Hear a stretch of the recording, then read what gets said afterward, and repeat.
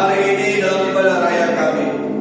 Kami mau datang kepadamu dan kami mau membuka hati kami untuk kami menerima kebenaran firman-Mu.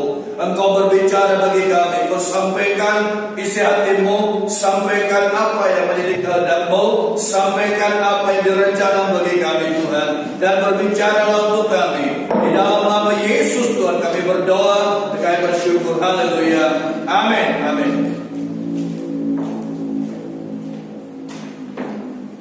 Bapak Ibu Saudara, Shalom. Pagi hari ini kita boleh datang dan bersyukur oleh karena kasih dan anugerah Tuhan dalam ibadah raya kita. Dan Tuhan kita adalah Tuhan yang baik, Tuhan yang berkuasa, dan Dia ada bersama dengan kita. Saya ingin mengajak jemaat Tuhan untuk membuka firman Tuhan di dalam Kisah Rasul pasal yang ke-15 ayat yang ke-16 sampai dengan ayat yang ke-17. Kisah Rasul pasal yang ke-15 ayat yang ke-16 sampai dengan ayat yang ke-17 berkata demikian.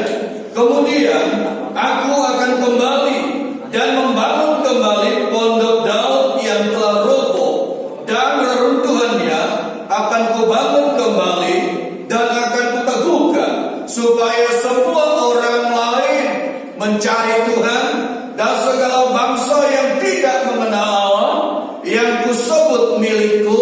Demikianlah firman Tuhan yang melakukan semuanya ini.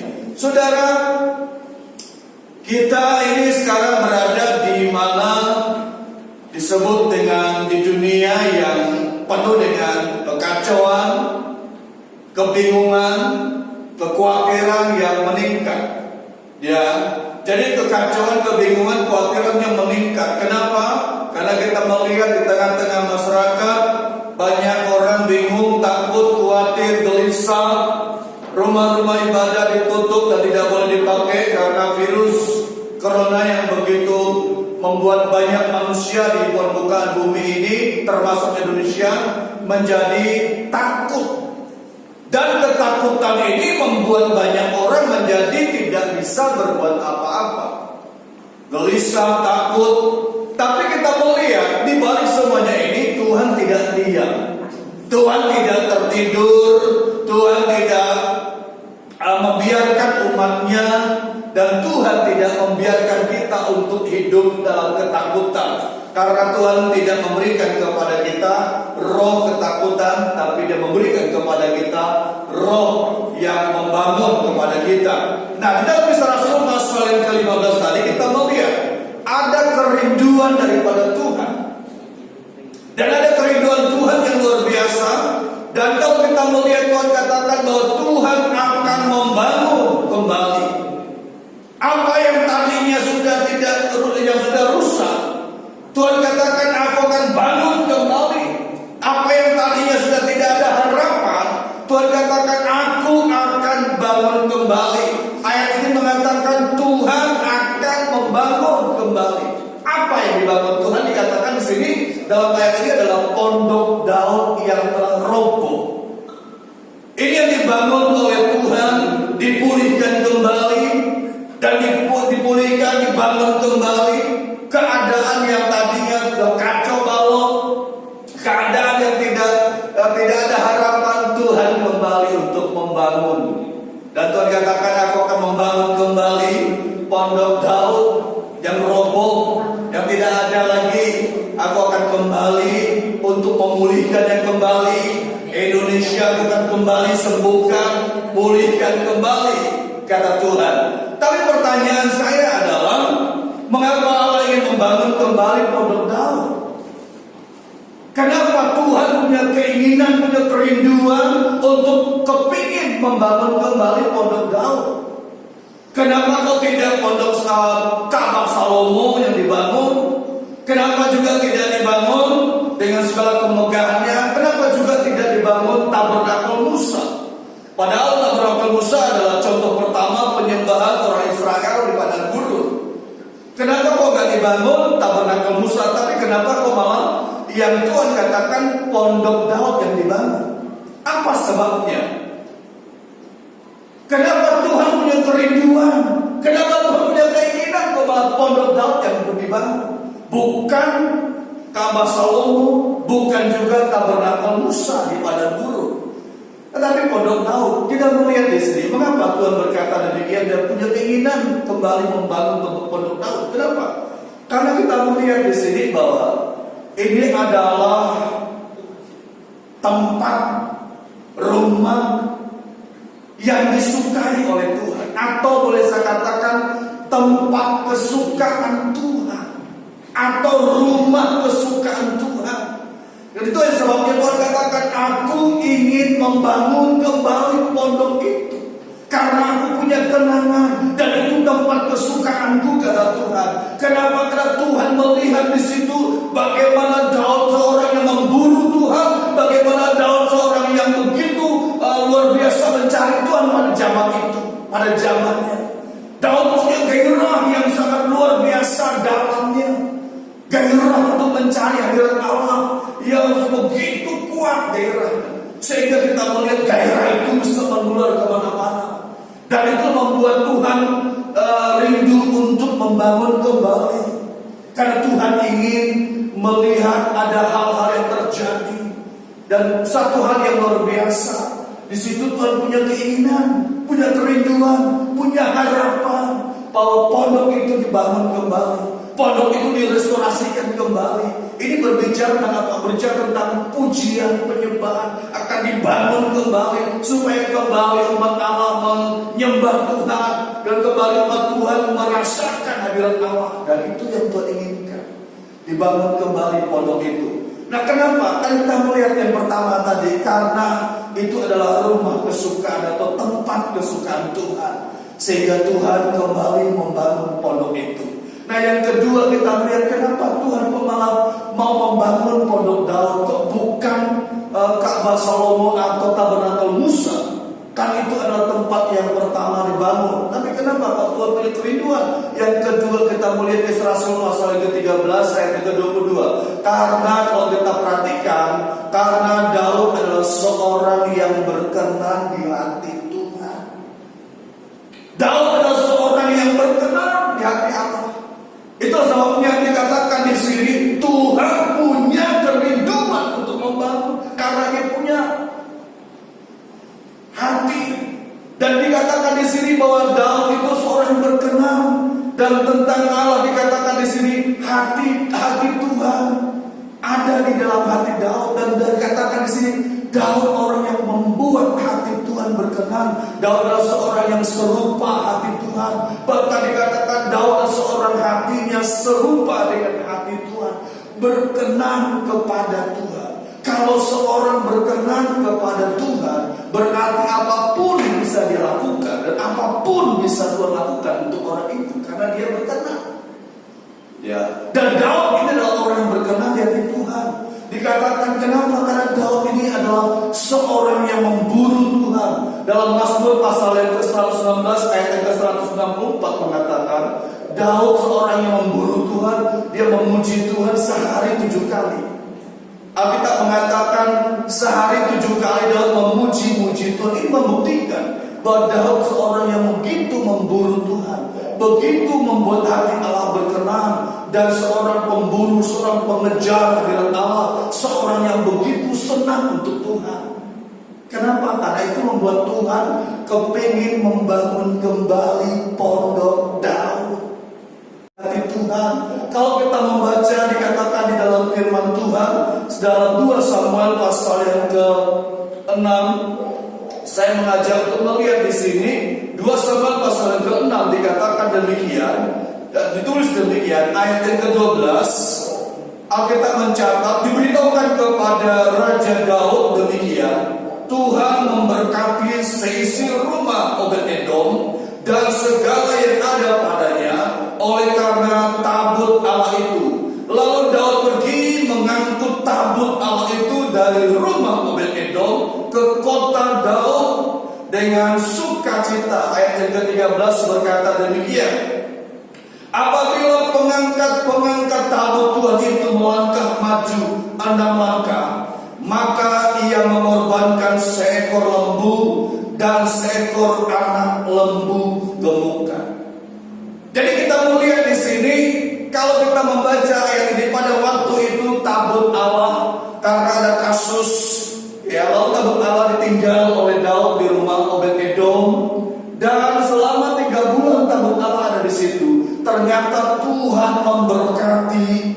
rumah Obed-Edom. Tuhan berkati keluarga Obed-Edom karena di situ ada tabut Allah. Lalu diberitahukan kepada Daud bahwa rumah Obed-Edom diberkati, keluarga Obed-Edom diberkati karena tabut itu. Lalu Daud punya keinginan kembali untuk mengangkat dan memindahkan tabut itu ke Yerusalem. Lalu dikatakan Daud pun berangkat dan memindahkan tabut itu. Dan bersama-sama dengan pengangkat tabut itu, lalu dikatakan dengan sangat luar biasa di sini dikatakan, kalau kita perhatikan ayat ini ditulis di sini dikatakan ketika tabut itu diangkat, 6 langkah melangkah, lalu dikorbankan seekor lembu dan juga seekor anak lembu gemukan. 6 langkah lagi berjalan, melangkah lagi membuat tabut itu dikorbankan lagi seekor lembu dan 1 ekor anak lembu gemukan. 6 langkah lagi terus sampai ke Yerusalem. Saya tidak tahu berapa jauh antara rumah Obed-Edom dengan Yerusalem. Kalau kita bisa bayangkan berapa jauhnya. Tetapi kita mengatakan dari rumah Obed-Edom sampai ke Yerusalem itu panjang lama 6 langkah. Ketika melangkah 6 langkah ada korban, ada lembu. 1 dikorbankan, 1 anak lembu gemukan dikorbankan sampai ke Yerusalem. Kita bisa bayangkan berapa ekor lembu. Berapa ekor lembu dikorbankan. Ini membuktikan bahwa Daud ini seorang yang begitu bergairah mencari Tuhan, begitu bersemangat mencari Tuhan. Dan ini membuktikan juga bahwa Daud begitu mengasihi Tuhan. Cintanya kepada Tuhan ini luar biasa. Cintanya kepada Tuhan ini sangat dalam. Kenapa? Karena setiap langkah, setiap 6 langkah Daud maju, maka yang mengorbankan seekor lembu, lalu seekor anak lembu gemukan sampai ke Yerusalem. Ini kalau bukan orang yang cinta Tuhan, kalau bukan orang yang cinta akan Tuhan, tidak akan mungkin. Tapi karena dia cinta Tuhan, dia mau berkorban, dia melakukan ini karena dia cinta Tuhan. Dia mengerjakan ini karena dia mencintai Yesus Tuhan. Inilah Daud. Dia kerjakan dengan segenap hati kita, dengan segenap hatinya. Jadi karena cintanya yang menggebu-gebu, karena cintanya yang dalam, karena cintanya yang luar biasa, yang mau berkorban kepada Tuhan. Jadi kalau seorang cinta kepada Tuhan, dia pasti mau berkorban. Dia pasti mau melakukan apa yang Tuhan perintahkan kepada dia karena cinta kepada Tuhan. Ya, sekalipun itu tidak masuk akal, tapi dia lakukan karena dia mengasihi Tuhan. Dia mengasihi Tuhan, dia mau berkorban seperti Raja Daud. Selama 6 langkah maju, korban 1 ekor lembu dan anak lembu gemukan sampai ke Yerusalem. Ini karena cintanya kepada Tuhan. Amin. Karena cintanya kepada Tuhan. Saudara, kita bisa dapat memberi tanpa mengasihi. Anda bisa dapat memberi tanpa mengasihi, betul? Bisa. Tetapi Anda tidak dapat mengasihi tanpa memberi. Selalu kembali, Anda dapat memberi tanpa mengasihi, tetapi Anda tidak dapat mengasihi tanpa memberi.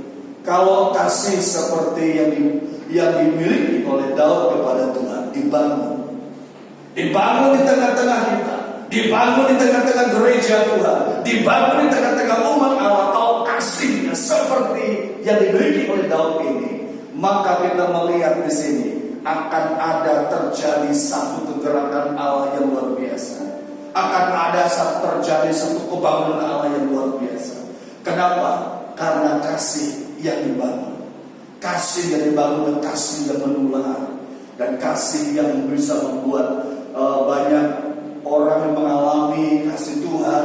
Dan banyak orang mengalami akan kuasa Tuhan. 6 langkah melangkah maju, 1 ekor lembu dan 1 ekor anak lembu gemukan dikorbankan. Angka 6. Angka 6 adalah angka kemanusiaan. Angka manusia. Manusia diciptakan pada hari yang ke-6. Jadi angka 6 adalah angka manusia atau angka kedagingan. Kalau kita ingin menyembah Tuhan dengan segenap hati kita, kalau kita ingin menyembah Tuhan dengan sepenuh hati kita, maka yang perlu harus dikerjakan, matikan dulu keinginan daging kita. ketika menguasai kita, lebih dominan, maka kita akan sulit menyembah Tuhan. Jadi kita melihat di sini Daud mengalahkan kedaliannya. Makanya sekalipun istrinya menghina dia tetap menyembah Tuhan, dia menari ekspresi, dia puji Tuhan, dia sembah Tuhan dengan segenap hati, dan dia berani sekalipun dia seorang raja, tapi dia tetap mengagungkan Tuhan. Kenapa? Karena dia mengalahkan kedaliannya dan dia tetap menurut Tuhan.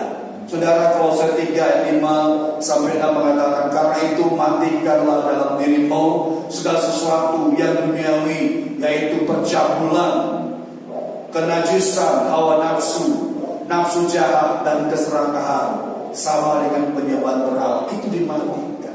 Kalau ini dimatikan, maka Tuhan katakan bahwa kita akan jadi seorang penyembah yang berkenan kepada Tuhan, seperti Raja Daud. Sekalipun kita melihat ini sesuatu yang berat. Dalam Mazmur 73 ayat yang ke-26 mengatakan, pemazmur mengatakan demikian, sekalipun dagingku dan hatiku habis lenyap, gunung batuku dan bagianku tetaplah Allah selama-lamanya. Itu kata Daud. Sekalipun dagingku dan hatiku habis lenyap, tetapi tetaplah Allah selama-lamanya. Kenapa? Karena bagi Daud adalah yang utama adalah Tuhan. Bagi Daud yang utama adalah Tuhan dalam hidup dia. Karena itu jadilah seorang penyembah yang menyembah Allah, sehingga kita mengalami satu terobosan Allah. Apa dampak ketika dipulihkan oleh Daud dalam hidup kita? Apa dampaknya? Dampak yang pertama adalah dalam hidup kita adalah ada gairah akan hadirat Allah yang semakin kuat. Itu dampaknya. Kalau pondok Daud dipulihkan, penyembahan kita dipulihkan, dibangun kembali oleh Tuhan, ada gairah untuk Tuhan, ada semangat yang luar biasa untuk mencari hadirat Allah. Yang kedua, hidup kita akan menjadi seorang penyembah atau seorang yang haus akan Tuhan. Kita akan jadi haus akan Tuhan, haus akan kebenaran. Mazmur 42 ayat 3 mengatakan, jiwaku haus akan Allah. Jadi haus, ada kehausan akan Tuhan. Kalau pondok Daud dipulihkan, ini dampaknya, ya, ada kehausan, selalu haus akan Tuhan, selalu rindu akan Tuhan, dan selalu ingin akan Tuhan, dan terus mencari Tuhan, dan terus mencari Tuhan. Kenapa? Karena pondok Daud dipulihkan dalam diri dia.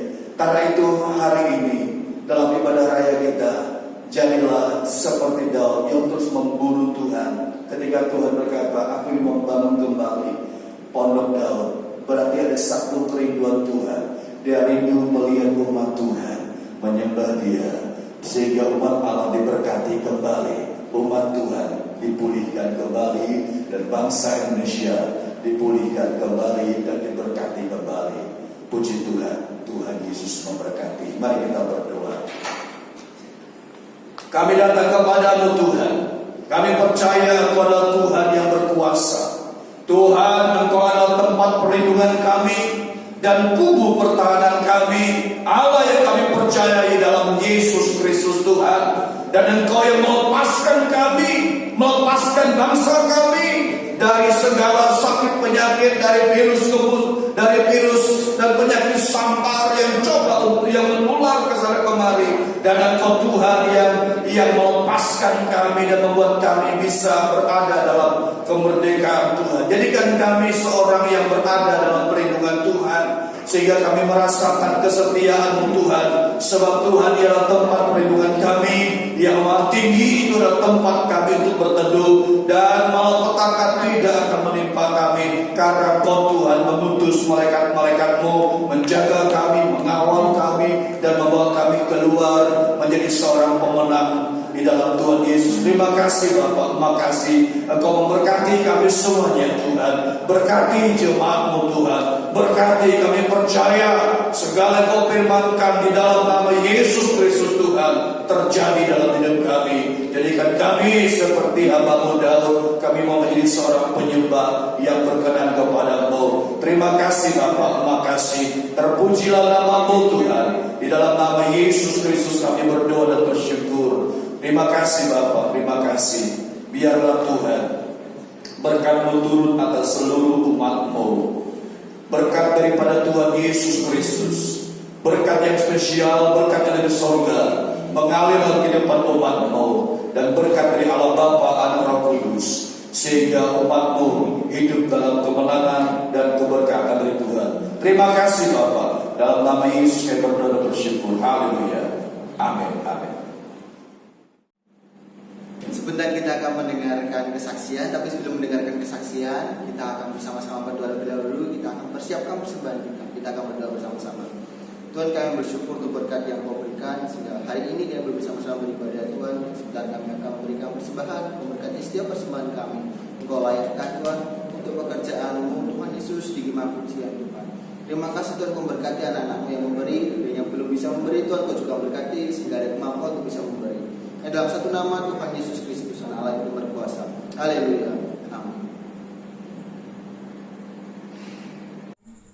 Shalom, selamat pagi Jemaat Gema Pujian.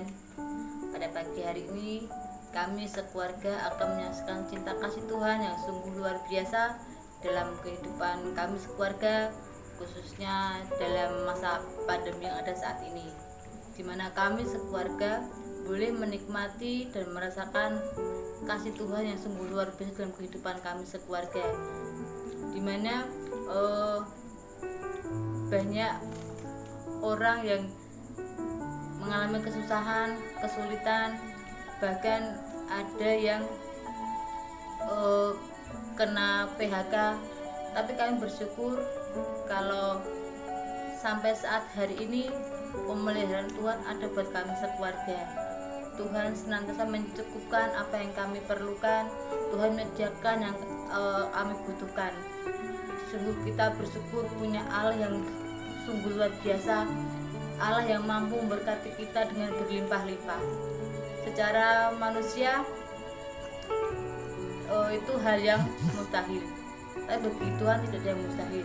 Dimana dalam kesulitan yang ada saat ini, kami justru menikmati berkat Tuhan yang luar biasa. Kami masih bisa menyisihkan sebagian keuangan kami untuk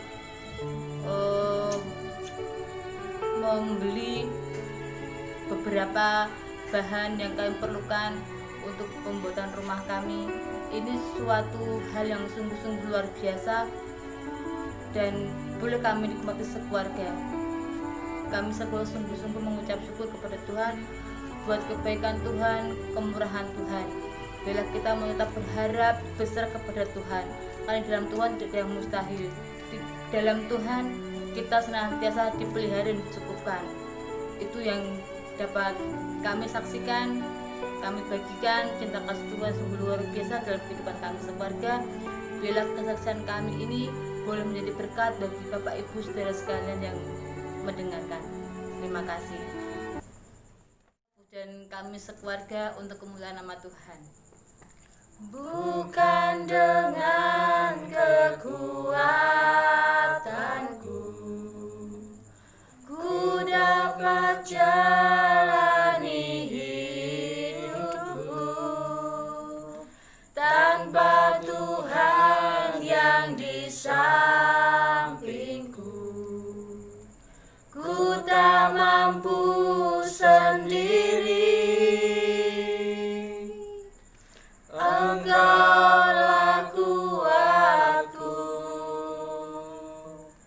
yang menopangku. Ku pandang wajah-Mu dan berseru, pertolonganku datang dari-Mu. Peganglah tanganku, jangan lepaskan. Kaulah harapan dalam hidupku.